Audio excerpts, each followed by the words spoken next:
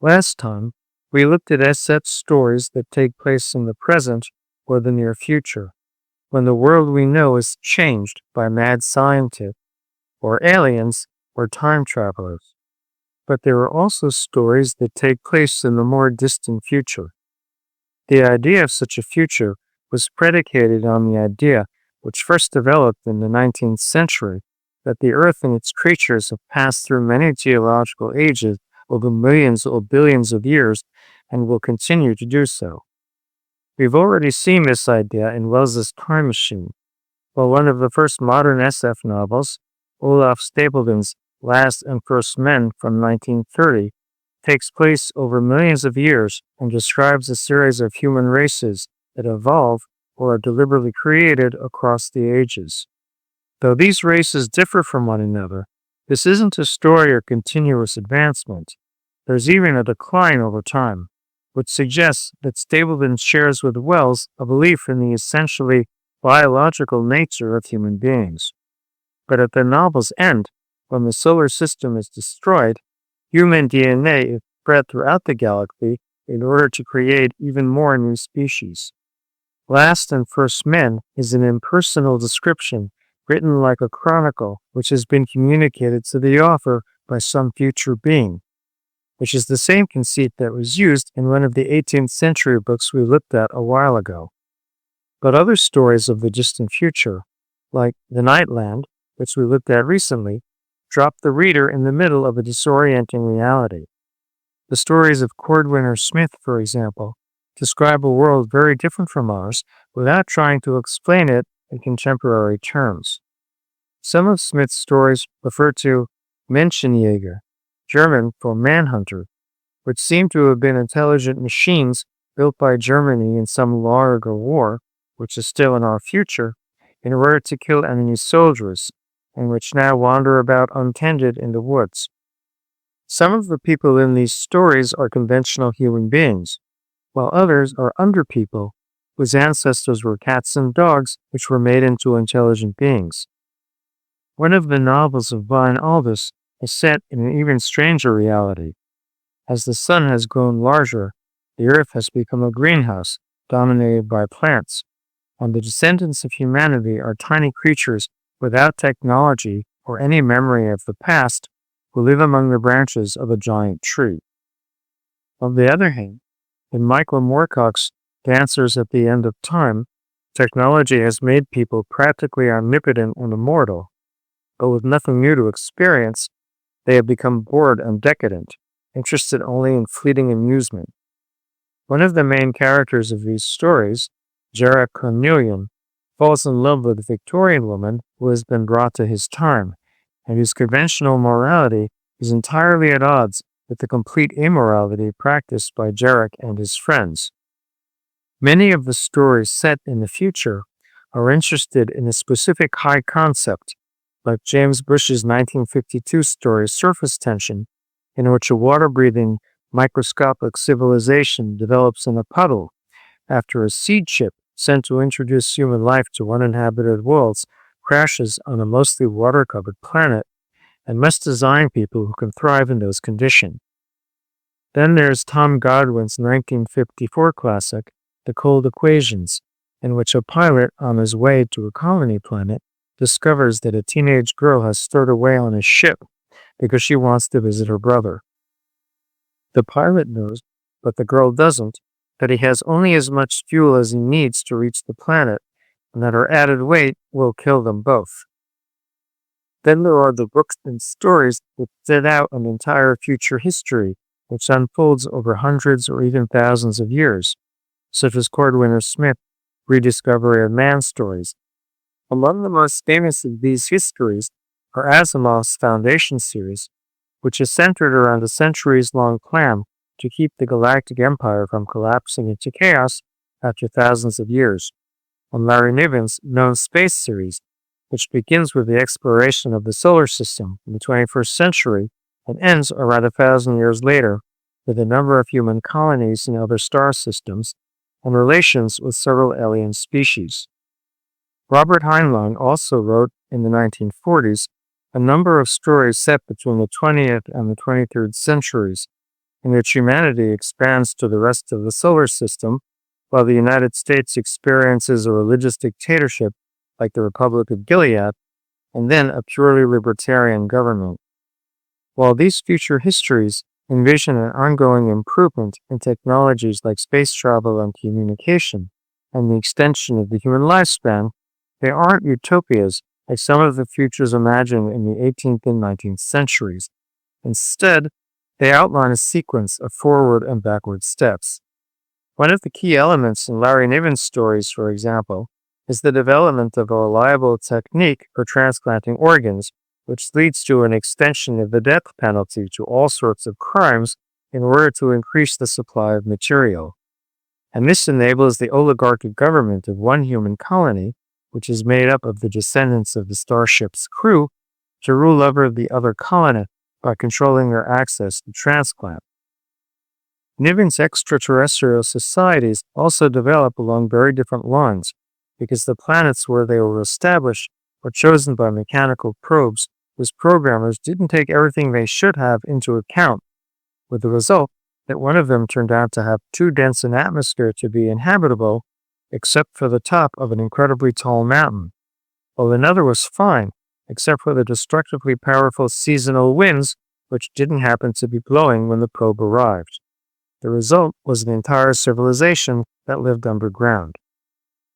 While the empire at the center of the Foundation series has existed for 12,000 years when the story begins, and Earth itself has been forgotten, the story itself deals with the 1,000-year period of chaos to which the psychohistorian Harry Seldon hopes to limit the interregnum before a new empire can arrive. Until recently, the size and scope of this future history made the story, despite its grand sweep, seem too difficult to capture on film. And only now in the age of limited series and long story arcs is it being attempted. But while the novels are composed of a series of episodes across centuries, involving entirely different sets of characters, the series imposes some continuity on them by turning the emperor of the first novel into a clone dynasty, and his chief advisor a robot who serves each one in turn, so that the same characters continue on throughout the story. It also recreates Harry Seldon as an artificial life form so that he can continue to play a role, and two of the characters are placed in suspended animation so that they can return to the plot over the course of hundreds of years. Then there's the biggest monster of them all, Frank Herbert's Dune series, which begins many thousands of years in the future, again after the Earth is no longer a part of human civilization, and covers another 5,000 years or so after the rise of Paul Muad'Dib, the reluctant Messiah. There have now been 4 attempts to dramatize the series. The first, by Mexican director Alejandro Jodorowsky, was begun in the 1970s, but though it was planned out, it was never made. The second was made by David Lynch in 1984, but it's remained controversial because it initially ran to 3 hours and was cut down to a more conventional length. This made it much harder to follow, and in any case it was hard going for anyone who wasn't already familiar with the book's ideas and themes. The futility of trying to escape even a terrible destiny, genetic manipulation over the course of generations, the pursuit of power politics, the cynical exploitation of religious faith, and so on.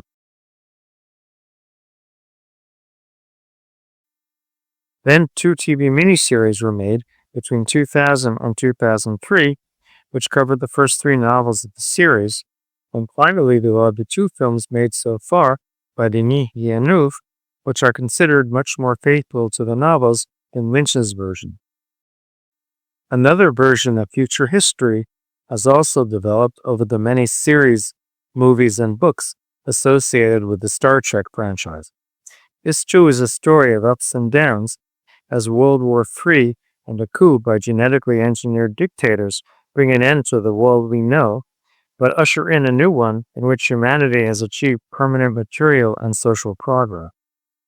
While Star Trek is, in many respects, an essentially optimistic vision of the future, other stories assume that it will be tragic. We've already seen one of the first of these, Mary Shelley's The Last Man, in which an outbreak of disease destroys most of civilization. This was an understandable concern at the time, since the novel, which was published in 1826, was written at a time when a series of cholera epidemics, which began in India, had reached Europe, spread by the growing international sea trade that now linked cities across the world. Since then, the theme of deadly disease has recurred in works like Earth Abides from 1949, 12 Monkeys from 1995, and their various incarnations of I Am Legend. But while the disease in Earth Abides and in the original novel of I Am Legend is a natural phenomenon, in the Omega Man from 1971, it's the result of biological warfare, and in I Am Legend from 2007, it's the unexpected side effect of a virus designed to cure cancer. In the Outer Limits episode, The Man Who Was Never Born from 1963, the humanity of the future has been devastated and mutated by a microbe created by a scientist, and the question raised by the story is whether a man from that future can travel back to the present to stop the scientist from ever doing his research and create the kind of utopia that should have existed instead. Other visions of the future have followed in the footsteps of H.G. Wells by carrying forward the problems and conflicts of today. Two of the most famous of these are, of course, Orwell's 1984, which brings to a head the totalitarian movements of the 1930s and 40s, and Huxley's Brave New World, in which the assembly line production methods of Henry Ford are applied to the production of people, and what Huxley saw as the shallowness of American youth culture has taken hold of an entire society. One of the first science fiction films to draw on socioeconomic themes was the German silent film Metropolis, in which the poverty and social inequality of the years after World War I have evolved into a more conventional version of Wells's Eloy and Morlocks. While the elite live high above the city and indulge themselves, the poor descend into the lowest levels to run great machines. A more recent extrapolation is Margaret Atwood's Handmaid's Tale, whose different versions reflect the changing social concerns of the present. In the 1985 novel, and in the film version from 1990, Serena Joy had once been a televangelist on the model of Tammy Faye Baker, who put on a show of piety for personal profit. While in the recent years, she was a popular author calling for a return to traditional values along the lines of conservative commentator Ann Coulter. Our concerns about the future have, of course, been dramatically shifted by the invention of nuclear weapons, particularly during the years before the end of the Cold War in the 1990s. Instead of social conflict, we tended to worry about mass destruction and the end of the modern world. In 1952, 3 years after the Soviet Union tested its first atomic bomb, and the same year that the U.S. tested its first hydrogen bomb, a film called Captive Women appeared, in which people are living in primitive conditions in the ruins of New York, 1,000 years after World War III. Captive Women, like so many of the post-apocalyptic films that followed it, starts by showing us the mushroom cloud from an atomic test. While this is only the backdrop to a more conventional adventure story about tribal conflict of the sort that would otherwise have been set in the past or in a jungle, it does introduce the idea of mutated people, though here they are peace-loving Christians, while the tribe of normals worships the devil because they feel that God has abandoned them. We will see mutated people again in Beneath the Planet of the Apes, where they are crazy, in the stories of Philip K. Dick, where they are a new stage in human evolution, and in the X-Men stories, where they are a persecuted minority. One of the most important post-apocalyptic stories has been Walter Miller's A Canticle for Leibowitz from 1959. While the movies and TV of the time tend to focus on a handful of survivors, like The World, the Flesh, and the Devil, also from 1959, and The Twilight Zone episode 2 from 1961, Miller's novel spans the thousands of years that follow a terrible atomic war starting with an order of monks founded by an engineer who wanted to preserve whatever knowledge remained. The monks must do this secretly because for centuries after the war, the survivors reject this knowledge because of its awful consequences. Eventually, there is a rebirth, and humanity even surpasses its past technological accomplishments, but in the end, it once again destroys itself. Another exploration of this theme comes from Ray Bradbury, one of the most philosophically minded SF writers of the time. In his 1952 story, The Smile, a boy living in a ruined and primitive world falls in love with a copy of the Mona Lisa, which his town is about to destroy as part of an annual celebration in which anything associated with the pre-war past is either burned or blown up. Since the end of the Cold War, the reasons for our future troubles have become more complex, as in the Road Warrior, or more vague, as in a Postman, or they have shifted to environmental catastrophes, as in The Day After Tomorrow, The Handmaid's Tale, The Road, and Snowpiercer. Even visions of the future, which aren't overwhelmingly negative, may not wish to idealize it. Beginning with movies like Star Wars and Outland, we've seen that even spaceships and space stations can be run down and dirty, while the people who inhabit them can be scruffy, selfish, and not particularly capable, as in Alien and John Carpenter's Dark Star. In the last few decades, other issues have emerged in both written and visual sci-fi. The environment's effect on society has been examined, for example, by Brian Aldiss in his Heliconia series, set on a planet where the seasons last for centuries, and each one completely remakes the way people live. On the other hand, Octavia Butler's Parable of the Sower describes a near future in which society is gradually collapsing under the burden of climate change, and corporations are only making things worse. As in Butler's case, novels written by women tend to feature women protagonists. Connie Willis, for example, writes in Doomsday Book about a history student in 21st century Oxford who travels to the Middle Ages to do a search, but winds up getting stuck there. She becomes a part of the community where she arrives, only to see everyone she knows die from the Black Death. More recent stories have also tried to imagine other worlds from their perspective rather than from our own. Ursula K. Le Guin, whose father was an anthropologist, was interested in alien society, as in her novel The Left Hand of Darkness, about a world where people often spontaneously change their gender. We also see a shift in perspective in the Chinese novel The Three-Body Problem, in which a small group of people make contact with aliens who are on their way to Earth to take it for themselves, since their own civilization, much like the one in Asimov's story Nightfall, is periodically destroyed by the shifting climate caused by their three suns. Since they won't arrive on Earth for hundreds of years, the book's protagonists debate whether their arrival would actually be the best thing for humanity. Finally, in Adrian Tchaikovsky's novel Children of Time, which takes place over thousands of years, humanity makes the Earth uninhabitable, collapses into barbarism, and those who remain eventually set out for a planet they had terraformed in the distant past, and which is now inhabited by advanced creatures evolved from the spiders they once deposited there.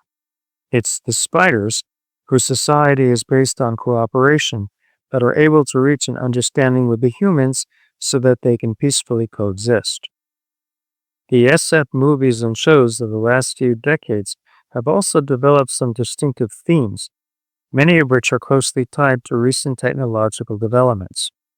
Now that we know that simulated environments are a possibility, the reality of the world we live in is the question at the center of both The Matrix and Dark City, whose residents are actually the experimental subjects of a radically different kind of intelligence. Then there's the David Cronenberg film Existence, in which the players of an immersive game can't tell if they're still inside it, and Inception, and the anime film Paprika, in which people insert themselves into the dreams of others and don't always know if they've come back to the real world. Inception and Existence leave this question open, while The Matrix and Dark City give their heroes the ability to become aware of their simulations and even control them.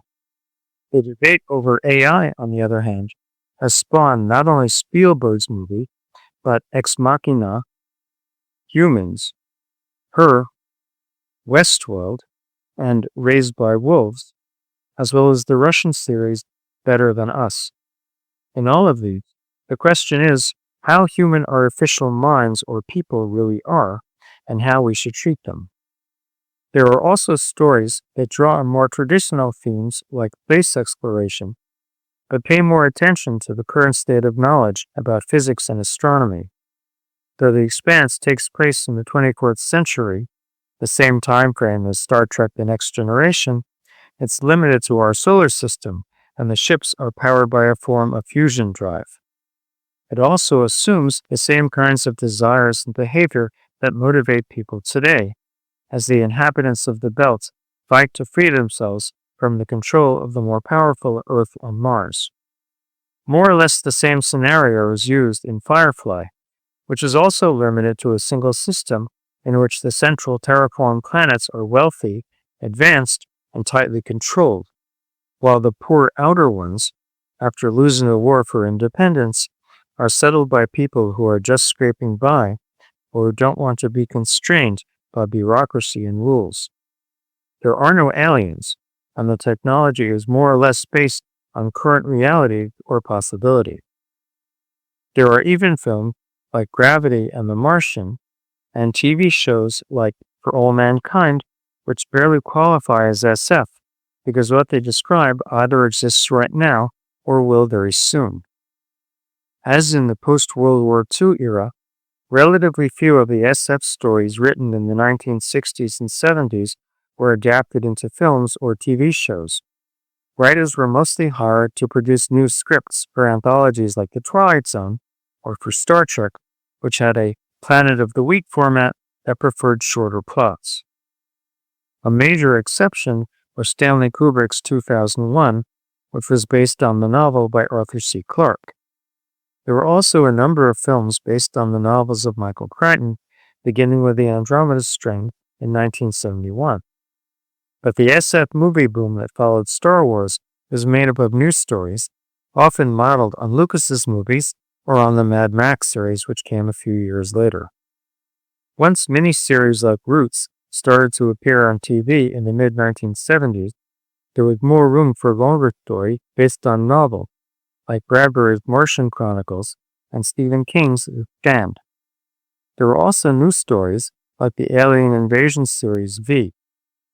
Starting in the 90s, TV began to move toward long-form story, and we began to see story arcs lasting a season or more with Babylon 5, Star Trek Deep Space Nine, and Farscape, followed by Westworld and The Expanse.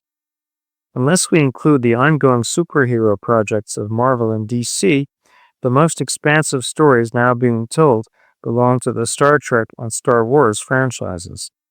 Trek now spans from the 22nd century to the 32nd, and Disney has been pumping out stories that take place before, during, and after the rebellion of the original movies, and range from children on a space adventure with a very sketchy Jedi to a mid-level bureaucrat being lectured by his mother for his lack of professional ambition while they eat cereal with blue milk.